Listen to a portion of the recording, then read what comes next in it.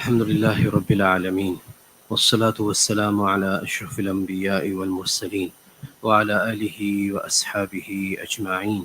ربنا آتنا في الدنيا حسنة وفي الآخرة حسنة وقنا عذاب النار. Ya Allah, have mercy on our brothers and sisters in Palestine. Ya Allah, protect our brothers and sisters in Palestine. Ya Allah, provide for our brothers and sisters in Palestine. Ya Allah, those who are killing them, you alone be enough for them.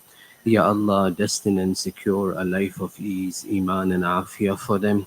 Ya Allah, wherever the Muslims are oppressed in the far corners of the world, relieve them and provide for them. Ya Allah, whoever is sick amongst us, our family members, our parents, our community members, grant all of them complete shifa. Ya Allah, let us all die in a state of iman. Ameen, ameen, ameen.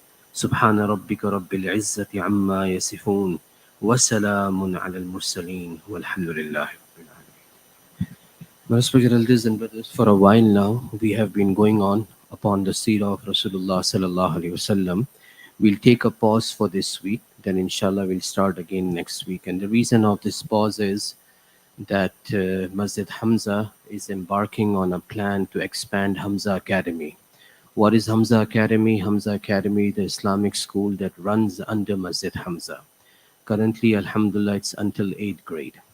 So what the plans are, a short update will be given this Thursday after Isha Salah, and a detailed update at what the plan of expansion is will be given after Fajr Salah this coming Sunday. That will be the 17th of November. It's a community breakfast. So all of you are humbly requested to mark the date this coming Sunday after Fajr Salah here in Masjid Hamza.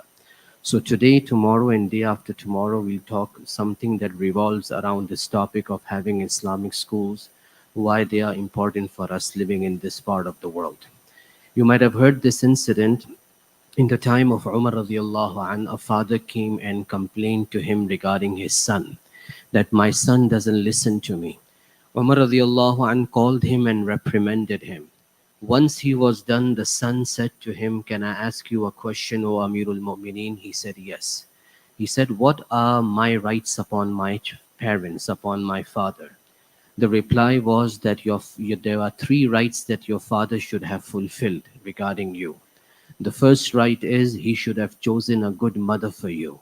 Second is he should have given you a good name. And the third right is he should have given you the knowledge of the Quran. The son said to Umar radiallahu anh that he didn't fulfill any of these rights for me. He didn't fulfill any of these rights for me. He chose my mother, his wife, my future mother, when she was the slave of a fire worshipper. He named me Ju'al. Those who understand Arabic know Jim Ain Lam. Ju'al means an ugly person, a defaced person. And third is he didn't give me the knowledge of the Quran.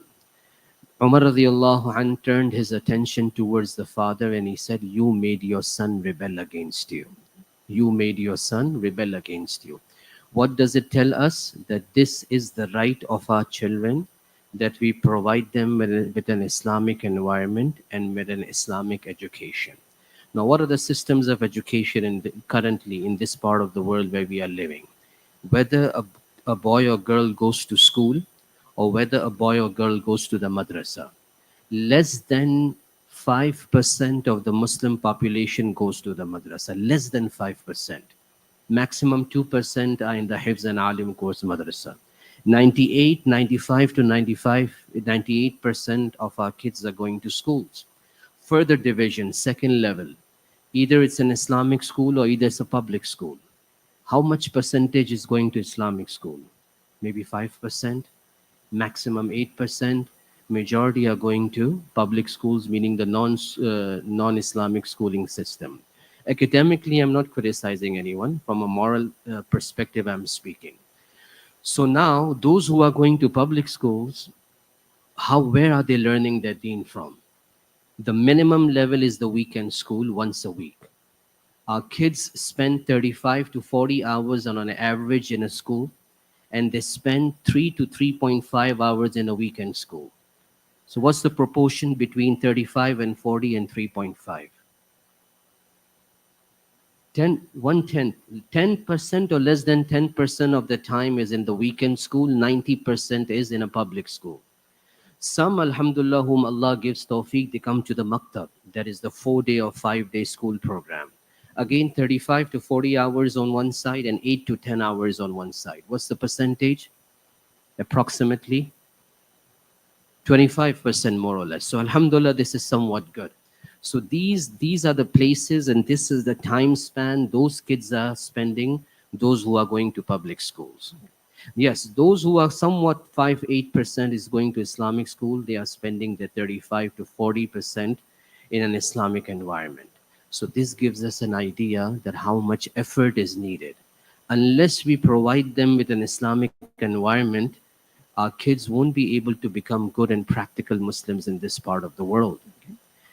Sometimes we have this argument that as long as the environment inside the house is good, public school is fine. This is the fine argument. But what are we talking about?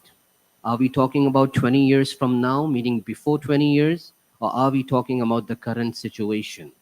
Before 20 years, yes, there wasn't an LGBTQ issue, there wasn't a gender related issue, there wasn't Scientology, there wasn't atheism, there wasn't agnosticism. It was there, but it was not so much focused upon.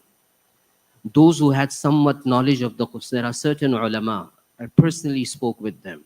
After becoming alim, they went to the college, or after becoming a mufti, they went to college, and they were for example, in psychology. As soon as the professor made an argument against one of the famous writers in Islam that maybe he is biased, it was understood where she or he was coming from. So that what I'm trying to say here is that the environment that is there, it's very dangerous for our kids. So that's why it's very important that we provide an environment for our children that they become practical and good Muslims. And the most safest environment is to have an Islamic school. I'll stop here at this point today and then inshallah continue forward. These Islamic schools are just a resemblance of the schools we had in our past rich history. These Islamic schools is just a tiny resemblance of what we had in our past history. So for today, the lesson for me and you is whether our kids are grown up, whether our kids are young school going age or college going age, it's a general community level responsibility that we should contribute as much as we can for providing a safe and Islamic environment for even for academics for our kids. May Allah subhanahu wa ta'ala give us the understanding and give us the tawfiq also. Ameen. Subhanallah wa bihamdi. Subhanakallahumma wa bihamdik. Nashhadu an la ilaha illa anta nastaghfiruka wa natubu ilayk.